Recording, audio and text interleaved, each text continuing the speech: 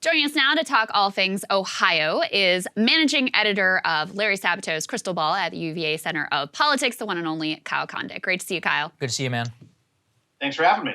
Absolutely. Also want to mention to people you're the author of a terrific book. We have the book jacket we can throw up on the screen. It's called The Long Red Thread, How Democratic Dominance Gave Way to Republican Advantage in U.S. House Elections. Definitely a must read for all political junkies out there. Kyle, just give us your top line thoughts of specifically the Republican Senate primary in Ohio. Did things shake out basically the way that you expected? Yeah, I thought the polls actually were pretty good. They sort of showed that Vance was gaining a little bit before the Trump endorsement, or at least was competitive, and then kind of took off after the Trump endorsement. So I think it's reasonable to give, the former president credit for Vance, but then also I think Vance himself and his allies, most notably Peter Thiel, sort of kept him alive in this race long enough to get Trump's endorsement. It's very hard to quantify what exactly is the Trump endorsement worth in terms of what share of the vote Vance got, because I guess you could argue that, well, if Trump had total command of the party, then Vance would have gotten 60% or something, or 70%, but he got a little over 30.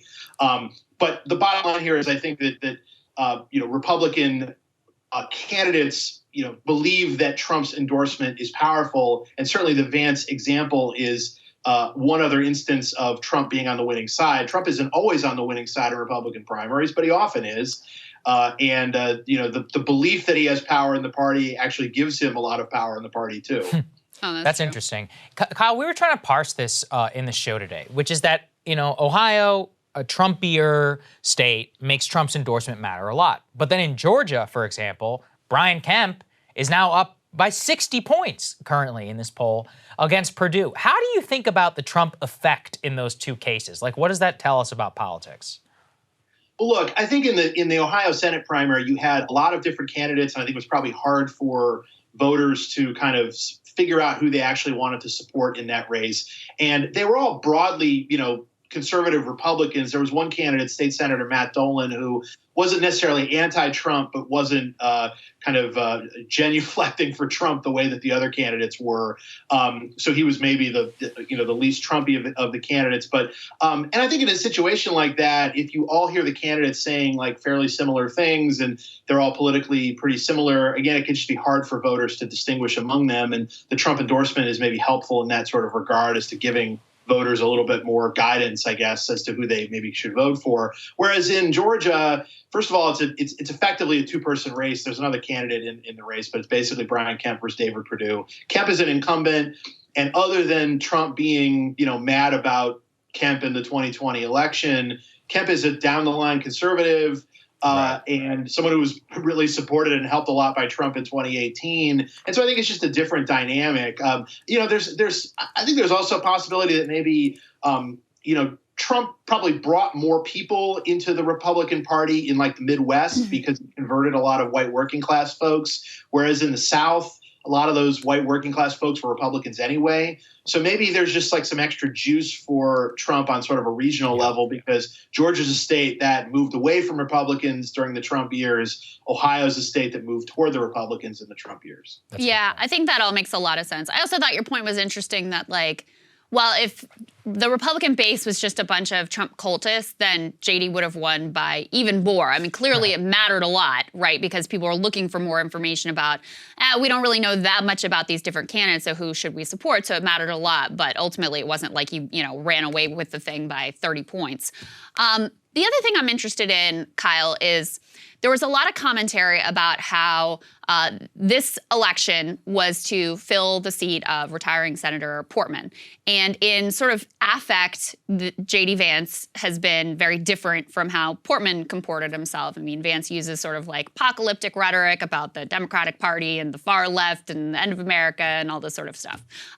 Whereas Portman prided himself on being someone who could work across the aisle and bipartisanship and all those sorts of things. But it strikes me that on a policy ideological perspective, they're maybe not that much different. I mean, Portman is certainly like a consistently conservative character. So it seemed to me like a lot of what the media was latching onto and how they put these people on a spectrum is more about their level of bombast and their level of fealty to Trump than it is about exactly where they fall on an ideological spectrum. In fact, you could make the argument, I'm skeptical that JD Vance will ultimately buck, that sort of like hard conservative economic line once he's in the Senate, because he didn't really run on those issues. But clearly the Club for Growth is concerned that he won't be as conservative as Rob Portman consistently was for them in terms of economics. I think there's a real prioritization of sort of style over substance in these primaries right now, and also in sort of the way we sort of talk about the differences amongst these Republican candidates. I think you're right that there may not be that big of a difference between how Portman would act in the Senate and Vance would act, although Vance at least has, one of the things he sort of caught some flack for, among many other things during the campaign, was sort of poo-pooing the idea of us helping the Ukrainians, Right. fight off the Russian invasion. And so it may be that Vance and some other Republicans, kind of newer Republicans in the Senate, if in fact Vance makes it to the Senate, will be maybe more dovish on foreign policy matters. But I just don't know if that's actually what would end up happening. And a lot of what Trump is a good example of this himself, because Trump, I think, was helped by sort of running as maybe kind of less like a supply side conservative in 2016. He was not like Mitt Romney and Paul Ryan from 2012 in the way that he talked about some of these things. And I think that was probably helpful in attracting some of the voters he attracted. But then when he actually got into office, there was some stuff with trade and tariffs that he did, but certainly the tax cut package that he signed at the end of 2017 was something that any Republican president would have signed. Mm-hmm. So Vance is, I think, a really interesting person, whatever you think of him. There've been a lot of kind of big magazine features done about him in which he seems to be kind of shooting the breeze on a lot of stuff and saying some things that, are, I think you could argue, definitely going overboard. Talking basically saying if Trump got back in office, he should essentially fire the whole federal bureaucracy. And if the court said he could do it, just defy them on it. But I don't know how much of that is just him shooting the breeze when talking to a reporter, or if that's something that he actually proposes, because if you take him at his word, it's a pretty strident thing to be talking about. So again, I do think there's just sort of this style thing going on in this sort of like radio Trump is a great example of it, but this sort of like talk radio tone as opposed to like a sort of more muted tone, but it may be more than that. It's also sort of what you're pointing to there is like procedural extremism, right? So even though ideologically, on certain issues like with Ukraine, you might say he's actually to the left of Portman, based on what his comments have been. But in terms of how he's oriented himself to the institutions of the federal government, he's put himself in a fringe extremist category. So I think that's perhaps what people are responding to, that and, the sort of like over-the-top fealty towards Trump. That seems to be more what people are responding to than what he actually thinks about X, Y, or Z policy issues. Yeah, that's a great point. And you could argue that some of the things that the Republicans have done over the past several years that have really upset the left, like not holding a vote on Merrick Garland or those sorts of things, that's not really like a left versus right issue. It's just it's just a question of sort of, as you say, procedure, or even sort of norms and decorum. But at the end of the day, like if there's a Republican president and a Republican Senate House majority, and the Republicans want to like cut taxes or something, is Vance going to go against them on that? My guess is probably not, because the party seems to sort of always sort of fall back into that. I'm just wondering if at some point the party will change in such a way that maybe it doesn't do that, that it has that it just has sort of a different set of priorities to reflect the kind of growing sort of working class nature of its base. But I just don't know if that's on the horizon. Yeah, well, I think the fact that JD didn't really put those economic issues at the center of his campaign, that he clearly, and he did very well with a new, white working class Republican base. Ohio, I know you know this, but for the audience, is home to the district that has moved the furthest right the fastest. It's like an Appalachian Ohio district. It's actually a place I used to live. So that base was very responsive to his sort of like cultural signaling. And so that means you don't actually, there's not much incentive to buck the conservative line on the tax break issues and things that you're talking about, because ultimately the money is all behind like continuing the same, what I would call pro-corporate direction. mean, yeah, I think it's a fair point. And yeah, Vance won every county south of Columbus. A lot of them are Appalachian counties that you would definitely classify as white working class, and places where Democrats have been doing worse and worse over time. Some of Vance's best counties also were southern and eastern Ohio, places where Trump also did well, even while losing the 2016 Republican presidential primary to John Kasich. In Ohio. And so there was definitely some crossover, I think, between support, although Vance also held up pretty decently in some of the kind of bigger urban counties. And so, again, he only got about a third of the vote, but his level of support was pretty broad. And again, it was a field with 5 fairly credible candidates. And so, I don't want to knock him too much for, quote, only getting a third of the vote. No, yeah, it's still a significant achievement. Kyle, what does this tell you about the broader map? We've got a bunch of upcoming primaries. Where are some other tests of Trump's power that we should look to outside of Georgia that I already mentioned? Yeah, so North Carolina and Pennsylvania are coming up on May 17th, so less than 2 weeks away. Trump endorsed Ted Budd, a House member, over Pat McCrory, who's the former governor of North Carolina. Looked like that happened many, many months ago. And McCrory was leading for a while. It looks like Budd has taken command of that race, and so that would represent another kind of endorsement victory for Trump. And then you've got Pennsylvania, which I think is a more interesting race, where you've got a number of candidates. The most prominent ones are David McCormick, a business guy, and then Mehmet Oz, the television doctor. Trump, of course, endorsed Oz, even though a lot of some other folks sort of in Trump world are backing McCormick. That one still seems kind of up in the air to me. We haven't gotten a lot of updated numbers there since Trump backed Oz. So that's probably the most interesting one coming up in the next few weeks. And what about on the Democratic side in Pennsylvania? I just saw a new poll that seems to show that Fetterman, who was like a Bernie Sanders backer, is kind of running away with the thing. At least according to this poll, he has 53%. Connor Lamb, who's sort of positioned himself as like a moderate blue dog type candidate, down at 14%. What do you make of that side? Yeah, I mean, all the indications have been that Fetterman is going to run away with this thing. I think it'd be a real big surprise at this point if he wasn't nominated. And I just think Fetterman sort of has made sort of a bigger name for himself. He is from Western PA, just like Connor Lamb is, but I think Fetterman is probably much better known across the state because he is in a statewide position, even though lieutenant governor is not that big of a position. But Fetterman is kind of a character.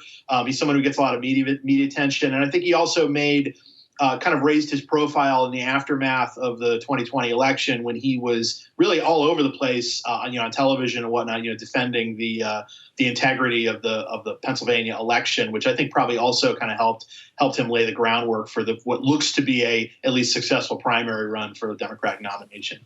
Yeah. Always great to have your insight and analysis, Kyle. Thank you so much for taking the time. Thanks, Kyle. Always good to be on. Thanks. Absolutely, man. Thank you guys so much for watching. We really appreciate it. Thank you guys just so much for your support. This week it's just crazy. We got the Roe versus Wade stuff, and it always just makes it so that it scrambles everything. We're just so grateful for your support whenever we have to do all of these complicated things. We've got very, very cool and interesting stuff in order to announce soon as we approach our 1-year anniversary. You guys are supporting our entire, all of our partners, that network. We've got some big events that are coming down the pipeline that we literally just booked. So you're going to have a lot of fun as a premium subscriber. I can guarantee you that. If you're not one already, go ahead and sign up there. We've got the link in the description. Otherwise, we'll see you next week. Yeah, absolutely, guys. And thanks for the great feedback on our new partner content. Oh, yeah. It's doing really well. Have new Max Alvarez piece up for you this weekend. I know you guys really liked his first offering. I think he's going to be talking about the concept of, instead of quitting their job, staying and organizing, and what a revolutionary concept that is. Obviously, having Jordan on the ground during the Amazon fight, on the ground in Ohio, getting some really interesting insights into, why voters are supporting JD Vance and kind of being ahead of that story. I really think that has added something very important to the whole ecosystem that we have here. Makes me really happy, and Jordan does a good job of staying neutral whenever he's doing interviews, which I really appreciate as well. And look, I mean, that's just another thing. It costs a lot of money in order to put people out on the road. So if you can help support that, we really appreciate it. Thanks for helping us make that happen, guys. We love you. Make sure you check out the content this weekend. We'll see you back here next week, Monday. That's the one. Weekend, I wish. All right. See y'all.